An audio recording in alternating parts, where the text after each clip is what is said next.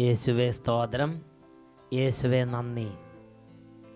അഭിഷേകാഗ്നിയുടെ എല്ലാ പ്രേക്ഷകർക്കും കർത്താവായ യേശു ക്രിസ്തുവിൻ്റെ നാമത്തിൽ കൃപയും സമാധാനവും. Praise the Lord. ഇന്ന് നമ്മൾ ചിന്തിക്കുന്ന വിഷയം ഫിലിപ്പി ലേഖനം 3-ാം അധ്യായം 20-ാം തിരുലിഖിതം. നമ്മുടെ പൗരത്വം സ്വർഗത്തിലാണ്. നമ്മുടെ പൗരത്വം സ്വർഗത്തിലാണ്. ഒരു നിമിഷം നമുക്ക് പ്രാർത്ഥിക്കാം. സർവശക്തനായ ദൈവമേ, ഈ മണിക്കൂറുകളെ അവിടുത്തെ ആത്മാവിനെ നിവേശിപ്പിച്ച് അത്ഭുത അഭിഷേകത്തിൻ്റെ മണിക്കൂറുകളാക്കണമേ. യെശയ്യായുടെ പുസ്തകം 51-ാം അധ്യായം 15-ാം തിരുലിഖിതം. തിരമാലകൾ അലറും വിധം കടലിനെ ക്ഷോഭിപ്പിക്കുന്ന നിന്റെ ദൈവമായ കർത്താവാണ് ഞാൻ. സൈന്യങ്ങളുടെ കർത്താവ് എന്നാണ് എൻ്റെ നാമം. ഓ മഹത്വത്തിൻ്റെ കർത്താവേ, ഈ വചനം കേട്ടുകൊണ്ടിരിക്കുന്ന ദൈവമക്കളുടെ മേൽ ആധിപത്യം പുലർത്തുന്ന ആധിപത്യ ശക്തികൾ അങ്ങയുടെ അത്ഭുത മഹത്വത്താൽ ഇപ്പോൾ നിർവീര്യമാകട്ടെ എന്ന് പ്രാർത്ഥിക്കുന്നു. യെശയ്യായുടെ പുസ്തകം 52-ാം അധ്യായത്തിൽ 12-ാം തിരുലിഖിതം. നിങ്ങൾ തിടുക്കം കൂട്ടണ്ട, വേഗമോടുകയും വേണ്ട. നിങ്ങളുടെ ദൈവമായ കർത്താവായിരിക്കും നിങ്ങളുടെ മുമ്പിൽ നടക്കുന്നത്. ഇസ്രായേലിൻ്റെ ദൈവം നിങ്ങളുടെ പിൻകാവൽക്കാരനായിരിക്കും. ഓ കർത്താവേ, കാവലായി കൂടെയുള്ള കർത്താവേ, ഈ വചനം കേൾക്കാൻ വേണ്ടി ഉണർത്തപ്പെട്ടിരിക്കുന്ന എല്ലാ കുടുംബങ്ങൾക്കും കാവലായിരിക്കണമേ. അനാഥത്വത്തിൻ്റെ, ആരുമില്ലായ്മയുടെ, എന്നെ നോക്കാൻ ആരുമില്ലെന്ന് വേദനിക്കുന്ന കുടുംബങ്ങളിലേക്ക് കടന്നു വരണമെന്ന് പ്രാർത്ഥിക്കുന്നു. ഓ കർത്താവേ, അങ്ങയുടെ പ്രിയപ്പെട്ട ജനത്തെ പീഡിപ്പിക്കുന്ന എല്ലാ ദുഷ്ടാത്മ സൈന്യങ്ങളെയും അന്ധകാരത്തിൻ്റെ ആധിപത്യങ്ങളെയും ഇപ്പോൾ അവിടുത്തെ കൽപ്പന അയച്ച് അവിടുന്ന് ഛിന്ന ഭിന്നമാക്കണമേ. Hallelujah, hallelujah, hallelujah, hallelujah. സങ്കീർത്തന പുസ്തകത്തിൽ 80-ാം അധ്യായം 15-ാം തിരുലിഖിതം. സ്വർഗത്തിൽ നിന്ന് നോക്കിക്കാണണമേ. ഈ മുന്തിരിവള്ളിയെ, അങ്ങയുടെ വലതുകരം നട്ടുപിടിപ്പിച്ച ഈ മുന്തിരിവള്ളിയെ ഓർക്കണമേ. ഓ ദൈവമേ, നിസ്സാരര്, ക്ഷീണിതര്, ഒന്നുമല്ലാത്തവർ, ഓരോരോ തരത്തിലുള്ള വേദനയിൽ കണ്ണുനീരിൽ മുങ്ങിക്കിടക്കുന്നവർ എല്ലാവരെയും അവിടെ നിന്ന് ഇപ്പോൾ ഓർക്കണമേ എന്ന് പ്രാർത്ഥിക്കുന്നു. ക്യാൻസർ രോഗമുള്ളവർ, പലതരത്തിലുള്ള തടസ്സങ്ങളാൽ തകർന്ന കുടുംബങ്ങൾ, കണ്ണുനീരിൽ രോഗത്തിൻ്റെ വേദനയാൽ കുതിർന്ന ജീവിതങ്ങൾ, സാമ്പത്തികമായി തകർന്ന ജീവിതങ്ങൾ, കുടുംബ വഴക്ക് നിമിത്തം വിഷമിക്കുന്ന കുടുംബങ്ങൾ, മനോവിഷമത്തോടെ എല്ലാവരെയും ഓർക്കണമേ കർത്താവേ. ഇപ്പോൾ ഓർക്കണമേ കർത്താവേ. അങ്ങയുടെ വലത്തുകരം നട്ട ഈ മുന്തിരിവള്ളിയെ ഓർക്കണമേ. സ്വർഗത്തിൽ നിന്ന് നോക്കി കാണണമേ എന്ന് പ്രാർത്ഥിക്കുന്നു. സങ്കീർത്തന പുസ്തകം 74-ാം അധ്യായം 15-ാം തിരുലിഖിതം. അവിടുന്ന് ഉറവകളെയും നീർച്ചാലുകളെയും തുറന്നു വിട്ടു. ഓ ദൈവമേ, നിത്യജീവന്റെ നീർച്ചാലുകൾ ഇപ്പോൾ ഒഴുക്കണമേ. നിത്യജീവന്റെ നീർച്ചാലുകൾ ഒഴുക്കണമേ. ഉറവകൾ തുറന്നു വിടണമേ. കരങ്ങൾ ഉയർത്തി എല്ലാവരും സ്തുതിക്കുന്നു. Hallelujah, hallelujah, hallelujah, hallelujah, hallelujah, hallelujah. അത്ഭുതങ്ങൾ കുടുംബങ്ങളിൽ സംഭവിക്കട്ടെ. ഈ മണിക്കൂറുകളിൽ അവിടുന്ന് തെരഞ്ഞെടുത്ത കുടുംബങ്ങൾ, അവിടുന്ന് തെരഞ്ഞെടുത്ത ജനപദങ്ങൾ, വംശങ്ങൾ, ഗോത്രങ്ങൾ, ജീവിതങ്ങൾ, ബാലികാബാലന്മാർ, യുവതിയുവാക്കന്മാർ, കുട്ടികൾ, സകലരുടെ മേൽ അത്ഭുതങ്ങൾ സംഭവിക്കട്ടെ കർത്താവേ. ഓ കർത്താവേ, ഇത് ശ്രമിച്ചുകൊണ്ടിരുന്ന ഗർഭിണികളെ അവിടുന്ന് അഭിഷേകം ചെയ്യുന്നു. ഗർഭസ്ഥ ശിശുക്കൾ പുതിയ അഭിഷേകം പ്രാപിക്കട്ടെ കർത്താവേ. Hallelujah, hallelujah. ഓ കർത്താവേ, തകർന്ന കുടുംബങ്ങൾ വിടുതലിൻ്റെ അഭിഷേകത്തിലേക്ക് പ്രവേശിക്കട്ടെ. Hallelujah, hallelujah. യേശു ക്രിസ്തുവിന്റെ നാമത്തിൽ തന്നെ ഇത് സംഭവിച്ചുകൊണ്ടിരിക്കട്ടെ. Hallelujah, hallelujah. യേശുവേ സ്തോത്രം, യേശുവേ നന്ദി. Praise the Lord. ഹല്ലേലൂയ. ഫിലിപ്പിയ ലേഖനം 3:20. നമ്മുടെ പൗരത്വം സ്വർഗത്തിലാണ്. പ്രിയപ്പെട്ട ദൈവമക്കളെ, 2009 നമ്മുടെ മുമ്പിലേക്ക് കടന്നു വരുമ്പോൾ ലോകമെമ്പാടും സാമ്പത്തിക മാന്ദ്യത്തിൻ്റെ വലിയ വേദന പങ്കുവെക്കുകയാണ്. എല്ലാ രാജ്യങ്ങളിലും ഇതിൻ്റെ വേദനയുണ്ട്. സാമ്പത്തിക തകർച്ച.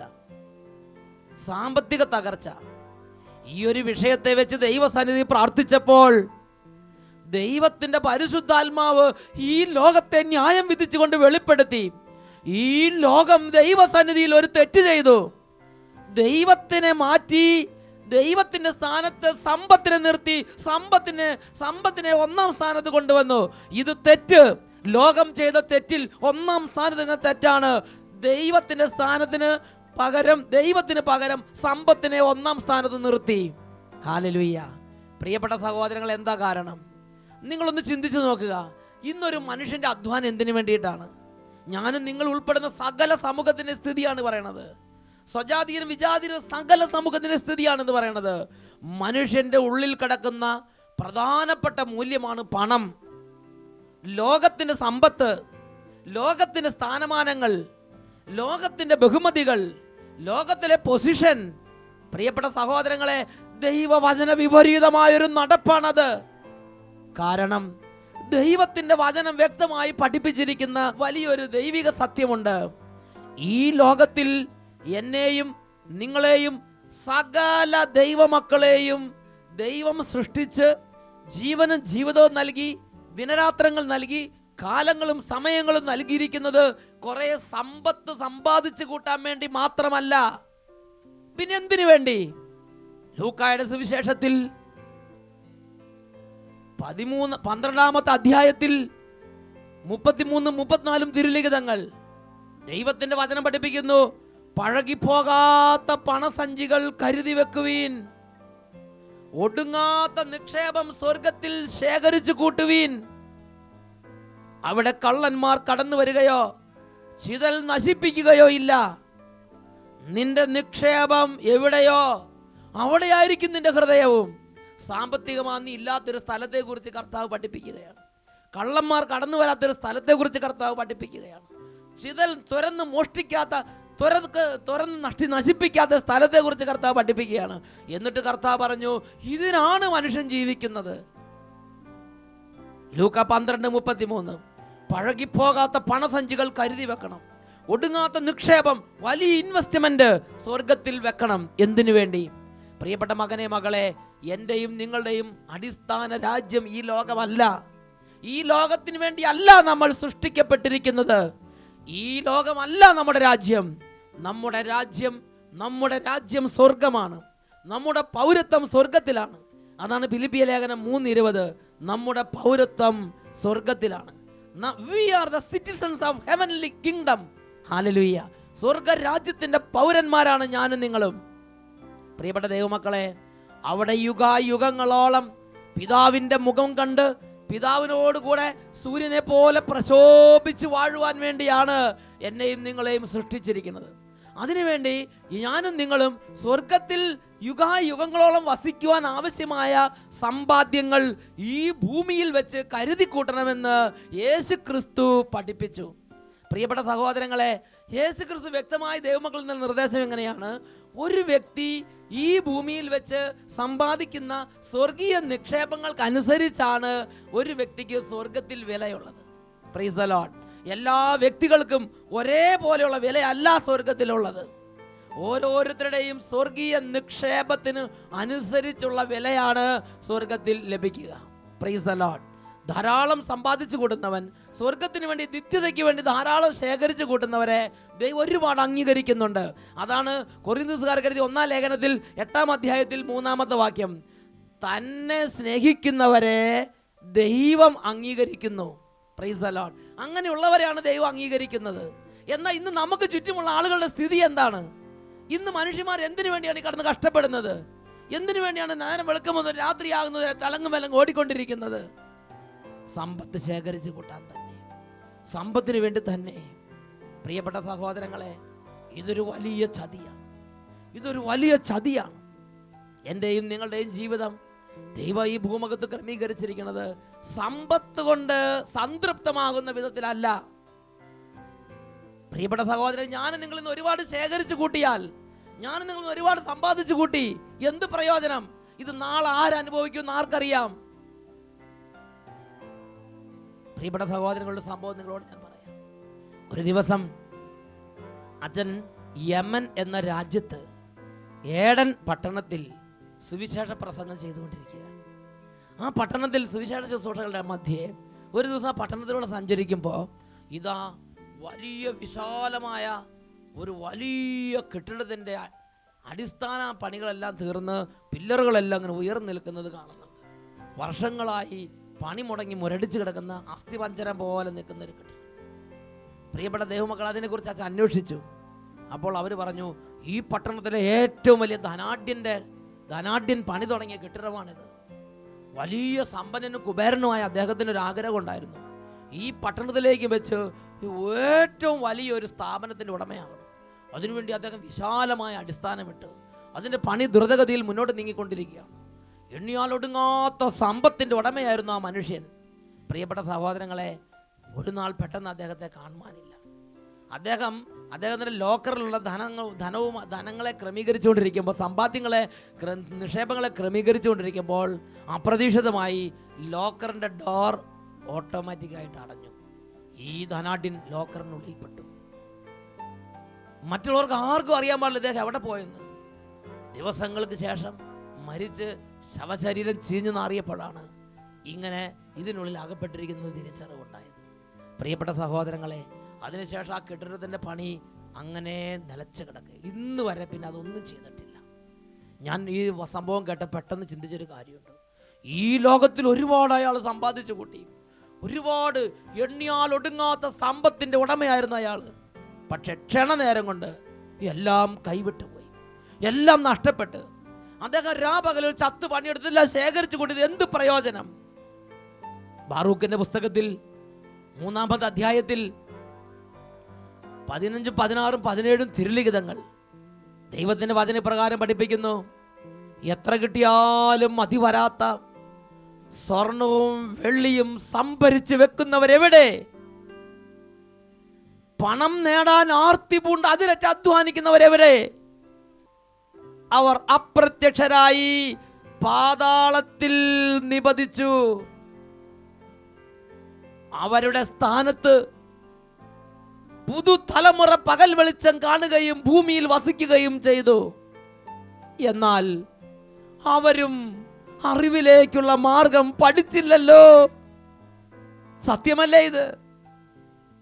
പ്രിയപ്പെട്ട സഹോദരങ്ങളെ, നമ്മുടെ കൺമുമ്പിൽ നമുക്ക് മുമ്പേ ഈ ലോകത്തിലൂടെ, ഈ ഭൂമിയുടെ മിരുമാറിലൂടെ അങ്ങോട്ടും ഇങ്ങോട്ടും അഹങ്കാരത്തോടെ കുംഭകുലുക്കി നടന്ന ഒരുപാട് മഹാരഥന്മാരുണ്ടായിരുന്നില്ലേ? അവരൊക്കെ ഇപ്പോൾ എവിടെ?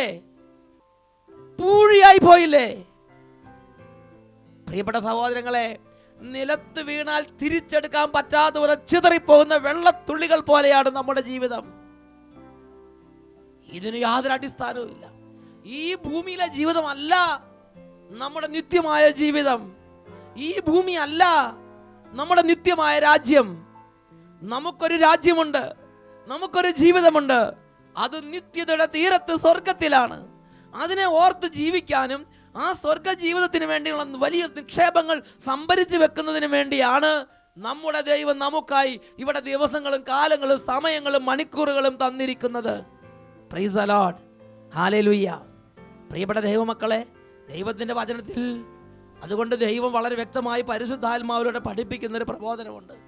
കൊറിന്തോസുകാർക്ക് എഴുതിയ 1-ാം ലേഖനത്തിൽ 7-ാമത്തെ അധ്യായത്തിൽ 30, 31 തിരുലിഖിതങ്ങൾ ഇങ്ങനെയാണ് വചനം പഠിപ്പിക്കുന്നത്. വിലപിക്കുന്നവർ വിലപിക്കാത്തവരെ പോലെയും ആഹ്ലാദിക്കുന്നവർ ആഹ്ലാദിക്കാത്തവരെ പോലെയും വാങ്ങുന്നവർ ഒന്നും കൈവശമില്ലാത്തവരെ പോലെയും ലോകകാര്യങ്ങളിൽ ഇടപെടുന്നവർ ഇടപെടാത്തവരെ പോലെയും ആയിരിക്കട്ടെ. എന്തെന്നാൽ ഈ ലോകത്തിൻ്റെ രൂപഭാവങ്ങൾ മാറി മറിഞ്ഞുകൊണ്ടിരിക്കും. ഈ ലോകത്തിൻ്റെ രൂപഭാവങ്ങൾ മാറി മറിഞ്ഞുകൊണ്ടിരിക്കും. എല്ലാം ഭദ്രം ഭദ്രം എന്ന് ചിന്തിച്ചുകൊണ്ടിരിക്കുമ്പോഴാണ് എല്ലാം നഷ്ടപ്പെടുന്നത്. ഞാനൊരു സംഭവം നിങ്ങളോട് പറയാം. അച്ഛനൊരു രാജ്യത്ത് സുവിശേഷം വിലയ്ക്കൊണ്ട് പോയപ്പോൾ ഒരു അപ്പനും അമ്മയും വന്ന് പൊട്ടിക്കരഞ്ഞു. ഞാൻ ചോദിച്ചു, അപ്പാ അമ്മേ എന്താ നിങ്ങളുടെ പ്രശ്നം? അവർ പറഞ്ഞു, എൻ്റെ അച്ഛാ, ഒരു ആൺകുട്ടിയും ഒരു പെൺകുട്ടിയും 2 മക്കളാണ് ഞങ്ങൾക്കുള്ളത്. പെൺകുട്ടി പഠിച്ച് ജോലി കയറി, അവൾ നല്ല സ്ഥിതിയിലാണ്. എൻ്റെ മകനും പഠിച്ചു, അവൻ പൈലറ്റ് ആകണമെന്ന് നടന്ന് ചെറുപ്പത്തുള്ള അവൻ്റെ ആഗ്രഹം. അവൻ ഒത്തിരി കഷ്ടപ്പെട്ട് പട്ടിണി കിടന്നാണ് പഠിച്ചത്, പട്ടിണി കിടന്നാണ് വളർന്നത്. എന്നാലും പൈലറ്റ് ആകാൻ വേണ്ടി എല്ലാ പണവും മുടക്കി പഠിപ്പിച്ച് പൈലറ്റാക്കി. അങ്ങനെ പൈലറ്റായി അവൻ വീട്ടിൽ വന്നു. അവൻ പറഞ്ഞു, ഇനി ഇതുവരെ നിങ്ങൾ ഞങ്ങൾക്ക് വേണ്ടി കഷ്ടപ്പെട്ടു, നിങ്ങൾ ഞങ്ങൾക്ക് വേണ്ടി പട്ടിണി കിടന്നു, നിങ്ങൾ ഞങ്ങൾക്ക് വേണ്ടി രാപകലുകൾ ഒരുപാട് അധ്വാനിച്ച്, ഇനി നിങ്ങൾ വിശ്രമിക്കുക. ഞങ്ങൾ ശമ്പളം വാങ്ങിക്കൊണ്ട് വരുമ്പോൾ നിങ്ങളൊരു നല്ല വീട് വാങ്ങി സുഖമായി ഇവിടെ താമസിക്കുക. ഇനി നിങ്ങൾ കഷ്ടപ്പെടണ്ട. നമ്മുടെ കഷ്ടപ്പാടുകളുടെ കാലം തീർന്നു. അങ്ങനെ അവരുടെ സ്വപ്നങ്ങളെല്ലാം അവർ പങ്കുവെച്ച്. എന്തിന് പറയണം, 2 ദിവസം കഴിഞ്ഞപ്പോൾ ഈ മകൻ വിമാനം പറപ്പിക്കുന്ന പൈലറ്റ് വിമാനം പറപ്പിച്ചുകൊണ്ടിരിക്കുമ്പോൾ ഒരു പ്രത്യേക സാഹചര്യം ഉണ്ടായി. പ്ലെയിൻ ക്രാഷ് വന്ന് ആ വിമാനം തകർന്നു. ആ പൈലറ്റ് ആ പ്ലെയിൻ ക്രാഷിനോടനുബന്ധിച്ച് മരണമടഞ്ഞു. വലിയ സങ്കടമായി. ഈ വാർത്ത കേട്ടപ്പോൾ അപ്പനും അമ്മയും പൊട്ടിക്കരയാണ്. ഞാൻ ഈ വാർത്ത കേട്ടപ്പോൾ എൻ്റെ ഹൃദയത്തിൽ ഒരു കിടിലമുണ്ടായി. കാരണം ഈ യുവാവ് ചെറുപ്പം തൊട്ട് പട്ടിണി കിടന്നു, ചെറുപ്പം തൊട്ട് രാത്രിയും പകലും അധ്വാനിച്ച്, ചെറുപ്പം തൊട്ട് ഒരുപാട് പണം മുടക്കി, പൈലറ്റാകണമെന്ന് ഒറ്റ ആഗ്രഹത്തിനെ പ്രതി ഒരുപാട് പണം മുടക്കി, ഒരുപാട് അധ്വാനിച്ച്, ഒരുപാട് പട്ടിണി കിടന്ന്, ഒരുപാട് ചത്തു പണിയെടുത്ത് അങ്ങനെ എത്തിയതാണ്. പക്ഷേ എല്ലാം ക്ഷണനേരം കൊണ്ട് പൊലിഞ്ഞു പോയി. എല്ലാം ക്ഷണനേരം കൊണ്ട് പൊലിഞ്ഞു പോയി. അതാണ് കൊറിന്ത്യ ലേഖനത്തിൽ 7-ാം അധ്യായം 31-ാമത്തെ വാക്യത്തിൽ പഠിപ്പിക്കുന്നത്. ഈ ലോകത്തിൻ്റെ രൂപഭാവങ്ങൾ മാറി മറിഞ്ഞുകൊണ്ടേയിരിക്കും. വിശ്വസിക്കരുത്, ആശ്രയിക്കരുത്. ഇതല്ല നമ്മുടെ നിത്യമായ രാജ്യം, ഇവിടെയല്ല നമ്മുടെ നിക്ഷേപം, ഇവിടെയല്ല നമ്മുടെ സമ്പത്ത് നാം ശേഖരിച്ച് വെക്കേണ്ടത്. ഇത് മാറി മറിഞ്ഞുകൊണ്ടിരിക്കും. ആശ്രയിക്കാൻ പറ്റാത്ത രാജ്യമാണ്, വിശ്വസിക്കാൻ പറ്റാത്ത നിക്ഷേപങ്ങളാണ് ഇവിടുത്തെ നിക്ഷേപങ്ങൾ. അന്ന് ഞാൻ പൊട്ടിക്കരഞ്ഞ് ചിന്തിച്ചൊരു വിഷയമുണ്ട്. ഈ ചെറുപ്പക്കാരൻ്റെ ആത്മാവിന് വേണ്ടി എന്ത് നേടിയിട്ടുണ്ടാകും? ഞാൻ മനസ്സിലാക്കുന്ന ഒരുപക്ഷെ അദ്ദേഹം ഇങ്ങനെ ചിന്തിച്ചിട്ടുണ്ടാകും. ആത്മാവിന് വേണ്ടി ശേഖരിക്കാൻ, ആത്മാവിന് വേണ്ടി സമ്പാദിക്കാൻ, സ്വർഗത്തിൽ നിക്ഷേപം സമ്പാദിക്കാൻ ഇനി നമുക്ക് സമയം കിട്ടുമല്ലോ. ഇപ്പം എങ്ങനെയെങ്കിലും ജോലി നേടി, ഇച്ചിരി പണം നേടി, ഒരു വീടുണ്ടാക്കി, അപ്പനും അമ്മേനൊക്കെ ഒരു സമാധാനം കൊടുക്കണം, കല്യാണം നടത്തണം. ഇങ്ങനെ ലോകത്തിൻ്റെ ഒരുപാട് സ്വപ്നങ്ങൾ നിറവേറ്റാൻ വേണ്ടി തൻ്റെ ജീവിതത്തിൽ രാപകലുകൾ അധ്വാനിച്ച ഒരു ചെറുപ്പക്കാരൻ. പ്രിയപ്പെട്ട സഹോദരങ്ങളെ, ചിന്തിക്കേണ്ട ഒരു വിഷയമുണ്ട്. ഒരുപാട് അധ്വാനിക്കുന്നു, ഒരുപാട് കഷ്ടപ്പെടുന്നു, ഒരുപാട് വേല ചെയ്യുന്നു, ഒരുപാട് സമ്പത്ത് മുടക്കുന്നു. ഇതെല്ലാം ഈ ലോകത്തിലെ ജീവിതത്തിന് വേണ്ടിയോ നിത്യരാജ്യത്തിലെ ജീവിതത്തിന് വേണ്ടിയോ? എവിടെയാണ് നമ്മുടെ സമ്പാദ്യം? എവിടെയാണ് നമ്മുടെ ആശ്രയം? എവിടെയാണ് നമ്മുടെ ഹൃദയം നമ്മൾ വെക്കുന്നത്? കർത്താവായ യേശുക്രിസ്തുവിൻ്റെ വചനങ്ങളിൽ യേശുക്രിസ്തു പഠിപ്പിക്കുന്ന അതിശക്തമായ പ്രബോധനം ലൂക്കായുടെ സുവിശേഷം 12-ാം അധ്യായം 15-ാം വാക്യത്തിലുണ്ട്. സമ്പത്ത് കൊണ്ടല്ല നമ്മുടെ ജീവിതം ധന്യമാകുന്നത്, ഈ ലോകത്തിലെ ജോലി കൊണ്ടല്ല നമ്മുടെ ജീവിതം ധന്യമാകുന്നത്, ഈ ലോകത്ത് വലിയ പൊസിഷനിൽ ഇരിക്കുന്നതുകൊണ്ടല്ല നമ്മുടെ ജീവിതം ധന്യമാകുന്നത്, ഈ ലോകത്തിലെ കൊട്ടാരമുള്ള വീട് വെക്കുന്നതുകൊണ്ടല്ല നമ്മുടെ ജീവിതം ധന്യമാകുന്നത്, ഈ ലോകത്തിൽ കള്ളപ്പലിശയും കൊള്ളപ്പലിശയും തട്ടിപ്പും വെട്ടിപ്പും കള്ളക്കടത്തും ചതിയും വഞ്ചനയും കാണിച്ച് കുറേ വെട്ടിക്കൂട്ടുന്നതുകൊണ്ടല്ല ഒരു വ്യക്തിയുടെ വില ദൈവസന്നിധി വർദ്ധിക്കുന്നതും ദൈവം അംഗീകരിക്കുന്നതും. ആരെയാണ് ദൈവം അംഗീകരിക്കുന്നത്? സ്വർഗത്തിൽ നിക്ഷേപങ്ങൾ കൂട്ടുന്നവരെ കർത്താവ് അംഗീകരിക്കുന്നു. അതാണ് കൊരിന്ത്യക്കാർക്ക് എഴുതിയ 1-ാം ലേഖനത്തിൽ 8-ാം അധ്യായത്തിൽ 3-ാമത്തെ വാക്യത്തിൽ വായിക്കുന്നത്. തനിക്ക് സ്വന്തമായുള്ളവരെ കർത്താവ് അംഗീകരിക്കുന്നു. Hallelujah, hallelujah.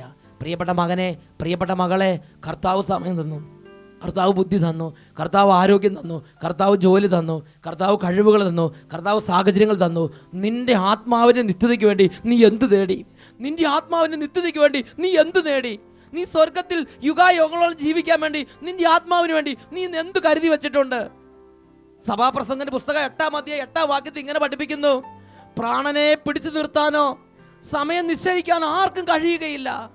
പ്രാണനെ പിടിച്ചു നിർത്താനോ തൻ്റെ മരണസമയം നിശ്ചയിക്കാനോ ആർക്കും കഴിയുകയില്ല.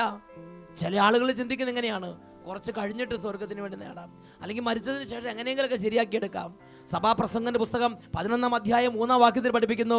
വൃക്ഷം തെക്കോട്ട് വീണാലും വടക്കോട്ട് വീണാലും വീണെടുത്ത് തന്നെ കിടക്കും. വൃക്ഷം തെക്കോട്ട് വീണാലും വടക്കോട്ട് വീണാലും വീണെടുത്ത് തന്നെ കിടക്കും. എന്താ ഇതിന്റെ പൊരുൾ? പ്രിയപ്പെട്ട ദൈവമക്കളെ, മരിച്ചു കഴിഞ്ഞാൽ പിന്നെ ഒന്നും ചെയ്യാൻ പറ്റുകയില്ല. ആർക്കും വേല ചെയ്യാൻ പാടില്ലാത്ത രാത്രികാലം അടുത്തു വരുന്നു. നടക്കാൻ പ്രകാശമുള്ളപ്പോൾ നടന്നുകൊള്ളുക. അധ്വാനിക്കാനും ശേഖരിക്കാനും ദൈവസന്നിധിയിൽ സമ്പത്ത് ആത്മാവിന് വേണ്ടി ശേഖരിച്ചു കൂട്ടാനും കഴിവും സാധ്യതയുള്ള സമയത്ത് മക്കളെ അത് പാഴാക്കി കളയരുത്. ഇതിനെക്കുറിച്ച് വിശുദ്ധ സിപ്രിയാൻ പ്രകാരമാണ് പഠിപ്പിക്കുന്നത്. മരണത്തിന് ശേഷം ആർക്കും പ്രാശ്ചിത്തമോ പരിഹാരമോ അനുഷ്ഠിക്കാൻ കഴിയുകയില്ല. വിശുദ്ധ അഗസ്തീനോസ് ഈ വിഷയത്തെക്കുറിച്ച് ഇങ്ങനെയാണ് പഠിപ്പിക്കുന്നത്. ഭൂമുഖത്ത് ജീവിച്ചിരിക്കുമ്പോഴാണ് നാം എല്ലാവരും യോഗ്യതകളോ അയോഗ്യതകളോ സമ്പാദിക്കുന്നത്. ഇവിടെ വെച്ച് കൈവശപ്പെടുത്താൻ ഗവനിക്കാതിരിക്കുന്നത് മരണശേഷം കിട്ടുമെന്ന് പ്രതീക്ഷിക്കരുത്. ഒരു നിമിഷം നമുക്ക് പ്രാർത്ഥിക്കാം. ഓ ദൈവമേ, തിരിച്ചറിവോടെ ഈ ഭൂമുഖത്ത് കിട്ടുന്ന മണിക്കൂറുകളും മിനിറ്റുകളും സെക്കൻഡുകളും പ്രയോജനപ്പെടുത്തി നിത്യതയിലേക്ക് പണസഞ്ചികൾ കരുതി വെക്കുവാൻ, സ്വർഗരാജ്യത്തിൽ നിക്ഷേപങ്ങൾ കൂട്ടിവെച്ച് വിവേകികളെ പോലെ ആയിരിക്കാൻ ഈ എളിയ ദാസിദാസന്മാരോട് കരുണ തോന്നണമേ. ഫിലിപ്പിയ ലേഖനം 2-ാം അധ്യായം അതിൽ 11, 12, 13 ലിഖിതങ്ങൾ. എൻ്റെ വാത്സല്യ സഹോദരങ്ങളെ, ഞാൻ അടുത്തായിരുന്നപ്പോൾ എന്ന പോലെ തന്നെ അകലെയായിരിക്കുന്ന ഈ സമയത്തും അത്യധികം ഭയത്തോടും വിറയലോടും കൂടെ സ്വന്തം ആത്മാവിൻ്റെ രക്ഷയ്ക്ക് വേണ്ടി അധ്വാനിക്കുവീൻ. ഓ ദൈവമേ, അനുഗ്രഹിക്കണമേ. തകർന്ന ആത്മാക്കളെ സ്പർശിക്കണം. സ്വർഗത്തെക്കുറിച്ച് ചിന്തയില്ലാതെ നടക്കുന്നവരെ അവിടുന്ന് സ്പർശിക്കണമേ. വിശ്വാസത്തിൻ്റെ വെള്ളി വെളിച്ചം ആത്മാക്കളിലേക്ക് വ്യാപരിക്കട്ടെ കർത്താവേ. ഓ കർത്താവേ, ഇവരെ സ്വർഗത്തിലെത്താൻ തടസ്സപ്പെടുത്തി പീഡിപ്പിച്ചോടും ദുഷ്ടാത്മ പീഡകളെ യേശുവിൻ്റെ ഉന്നത നാമത്തിൽ ബന്ധിച്ചു കെട്ടി ആട്ടിപ്പായിക്കുന്നു വിട്ടുപോകട്ടെ. Hallelujah, hallelujah, hallelujah. യേശുവേ സ്തോത്രം, യേശുവേ നന്ദി. Praise the Lord.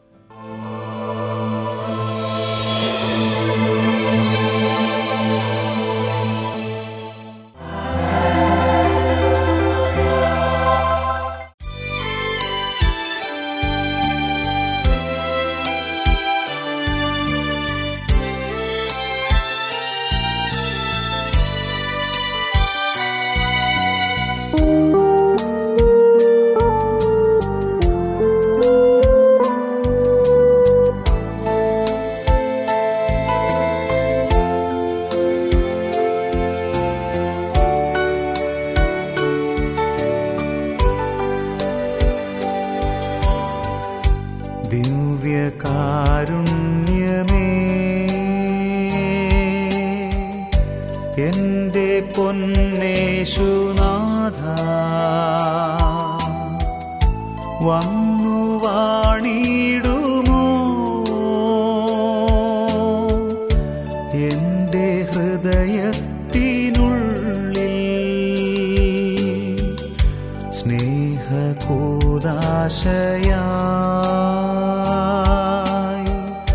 തീർന്നോരാ ദൈവസ്നേഹം ഇന്നു കാണുന്നു ഞാൻ ഈ തിരുവോസ്തിയിൽ.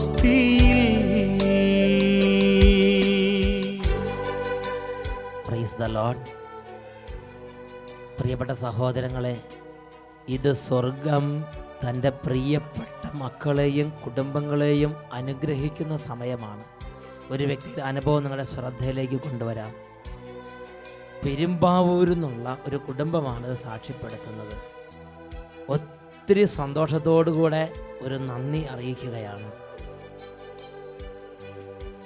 ആദ്യമൊക്കെ അഭിഷേകാഗ്നി പ്രോഗ്രാം അത്ര താല്പര്യത്തോടും സന്തോഷത്തോടും കൂടെ അല്ല ഞങ്ങൾ വീക്ഷിച്ചുകൊണ്ടിരുന്നത്. 1-2 ആഴ്ച അടുപ്പിച്ച് ആത്മീയ ശുശ്രൂഷയെ പങ്കെടുത്തപ്പോൾ ഞങ്ങളുടെ ബന്ധനങ്ങൾ അഴിഞ്ഞു. സാക്ഷ്യങ്ങളൊക്കെ കണ്ടപ്പോൾ എനിക്കും ഒരാഗ്രഹമുണ്ടായി. എൻ്റെ ഒരു ചേച്ചി വിവാഹിതയായി 15 വർഷമായിട്ടും കുഞ്ഞുങ്ങൾ ഉണ്ടായിട്ടില്ല. പിന്നെ അവർക്ക് ഇതുവരെയും സ്വന്തമായി വീടും ഇല്ലായിരുന്നു. ഈ 2 നിയോഗങ്ങൾ അഭിഷേകാഗ്നി പ്രോഗ്രാമിൻ്റെ ആരാധനയുടെ സമയത്ത് കർത്താവിൻ്റെ സന്നിധിയിലേക്ക് സമർപ്പിച്ചിട്ട് ഞങ്ങൾ ആ കുടുംബത്തിന് വേണ്ടി പൊട്ടിക്കരഞ്ഞ് പ്രാർത്ഥിച്ചു. തുടർച്ചയായിട്ടല്ലെങ്കിലും സമയം കിട്ടുമ്പോഴൊക്കെ ഞായറാഴ്ചകളിൽ അഭിഷേകാഗ്നി പ്രോഗ്രാം കാണുന്ന ഒരു രീതിയിലേക്ക് ഞങ്ങൾ കടന്നു വന്നു. അത്ഭുതമെന്ന് പറയട്ടെ, ആത്മാർത്ഥമായി പ്രാർത്ഥിച്ചതിൻ്റെ ഉത്തരമെന്നോണം ഞങ്ങൾ പ്രാർത്ഥിച്ച് 2 ആഴ്ചക്കുള്ളിൽ തന്നെ അവരുടെ ചേട്ടൻ വീട് വെക്കാനുള്ള പ്ലാനിട്ട് പണികൾ ആരംഭിച്ചു. ആ പണി വേഗം കഴിയണമെന്ന് പ്രാർത്ഥിച്ചു. അത്ഭുതമെന്ന് പറയട്ടെ, ആ പണി അത്ഭുതകരമായി പൂർത്തിയായി. വികാരിയച്ചൻ പറഞ്ഞത് ഇങ്ങനെയാണ്: ആദ്യമായിട്ടാണ് കല്ലിടിയിലും വെഞ്ചിരിപ്പും ഞാൻ തന്നെ ചെയ്യുന്ന അത്ര വേഗത്തിൽ ഒരു വീട് പണി പൂർത്തിയാകുന്നത് ഞാൻ കണ്ടിട്ടുള്ളത്. അത്രയും അത്ഭുതകരമായി കർത്താവ് എൻ്റെ ചേച്ചിയെയും കുടുംബത്തെയും അനുഗ്രഹിച്ചു. അതുപോലെ 5 വർഷങ്ങൾക്ക് മുമ്പ് തലവേദന മൂലം തലയിലെ ഞരമ്പ് പൊട്ടി തലയ്ക്കുള്ളിൽ ബ്ലീഡിംഗ് ഉണ്ടായിരുന്നത് തുടർന്ന് തല ഓപ്പറേഷൻ ചെയ്തതിൻ്റെ പ്രത്യാഘാതവും ചേച്ചി അനുഭവിച്ചുകൊണ്ടിരിക്കുകയായിരുന്നു. അതിൻ്റെ പീഡകളും വേദനകളും പൂർണ്ണമായും അഭിഷേകാഗ്നി പ്രോഗ്രാമിൻ്റെ സമയത്ത് ഈശോ സുഖപ്പെടുത്തി. എൻ്റെ ചേച്ചിയുടെ കുടുംബത്തെ അത്ഭുതകരമായി കർത്താവ് അനുഗ്രഹിച്ചു. പ്രിയപ്പെട്ട ദൈവമക്കൾ, നോക്കുക, എത്രയോ വർഷങ്ങളായി കണ്ണുനീരിൽ കിടന്ന കുടുംബമാണ്. അഭിഷേകാഗ്നി പ്രോഗ്രാമിൻ്റെ സമയത്ത് പൊട്ടിക്കരഞ്ഞ് എൻ്റെ യേശുവെ ചേച്ചിയെയും കുടുംബത്തെയും അനുഗ്രഹിക്കുന്നു പറഞ്ഞ് കുടുംബാംഗങ്ങൾ പ്രാർത്ഥിച്ചപ്പോൾ ആ കുടുംബത്തിനുള്ള ബന്ധനങ്ങൾ അഴിഞ്ഞു മാറി. ഇപ്പോൾ 2 കരങ്ങളും കർത്താവിൻ്റെ പക്കലേക്ക് ഉയർത്തുക. ഇത് അത്ഭുതകരമായ ശക്തി വ്യാപരിക്കുകയാണ്. രോഗികൾ സൗഖ്യം പ്രാപിക്കുന്ന അത്ഭുത ശക്തി, തിന്മകളുടെ കെട്ടുകൾ അഴിയുന്ന അത്ഭുത ശക്തി, പൈശാചിക പീഡകൾ ഓടി മറിയുന്ന അത്ഭുത ശക്തി, സാത്താൻ കൂട്ടങ്ങൾ വിറയലോടെ പരക്കം പായുന്ന അത്ഭുത വിടുതൽ കുടുംബങ്ങളിൽ സംഭവിക്കട്ടെ. ഹാലലുയ ഹാലലുയ. കരങ്ങൾ ഉയർത്തി ഉറക്കെ സ്തുതിക്കുന്നു. ഹാലലുയ ഹാലലുയ ഹാലലുയ. ഓ കർത്താവേ, അങ്ങയുടെ ശരീരത്തിൽ നിന്ന് അത്ഭുത ശക്തി വ്യാപരിച്ച് പാരമ്പര്യ രോഗങ്ങൾ, തീരാവ്യാധികൾ, ശാപങ്ങൾ, ബന്ധനങ്ങൾ, തീരാ ദുഃഖങ്ങൾ, പകർച്ചവ്യാധികൾ, കള്ളന്മാരുടെ കൊള്ളക്കാരുടെ ഉപദ്രവങ്ങൾ, തിന്മയുടെ ശല്യങ്ങൾ കർത്താവ് യേശുക്രിസ്തുവിന്റെ നാമത്തിൽ കുടുംബങ്ങളിൽ നിന്ന് ഒഴിഞ്ഞു മാറി പോകട്ടെ എന്ന് പ്രാർത്ഥിക്കുന്നു. ഇപ്പോൾ അങ്ങയുടെ മക്കൾ നിലവിളിച്ച് സമർപ്പിക്കുന്ന ഓരോ നിയോഗത്തിനു മേലും കരുണയായിരിക്കണമേ. കിടക്കകളിൽ കിടന്നുകൊണ്ട് ഈ പ്രാർത്ഥന കൂടുന്ന ഓരോരുത്തരെ അവിടുന്ന് സ്പർശിച്ച് സുഖപ്പെടുത്തണമേ എന്ന് പ്രാർത്ഥിക്കുന്നു. ഓ കർത്താവെ, കുഞ്ഞുങ്ങളില്ലാത്ത കുടുംബങ്ങളെ അനുഗ്രഹിക്കണമേ. ഓ ദുഃഖത്തോടെ ഇരിക്കുന്ന വിധവകളെ ആശ്വസിപ്പിക്കണമേ കർത്താവെ. ബാലികാ ബാലന്മാരെ അനുഗ്രഹിക്കണമേ. പഠിക്കുമ്പോൾ ശ്രദ്ധ കിടാത്ത കുഞ്ഞുങ്ങൾക്ക് ഇപ്പോൾ അത്ഭുതകരമായി ബുദ്ധിശക്തി തെളിഞ്ഞു വരട്ടെ എന്ന് പ്രാർത്ഥിക്കുന്നു. Hallelujah hallelujah hallelujah hallelujah hallelujah hallelujah hallelujah. കരങ്ങൾ ഉയർത്തി ഉറക്കെ വിളിക്കുന്നു. യേശു ക്രിസ്തുവിന്റെ നാമത്തെ എല്ലാ ദൈവമക്കളും വിശ്വാസത്തോടെ വിളിച്ച് പ്രാർത്ഥിക്കുന്നു. ഇന്നു കാണുന്നു ഞാൻ ഈ തിരുവോസ്തിയിൽ. ഇന്നു കാണുന്നു ഞാൻ ഈ തിരുവോസ്തിയിൽ.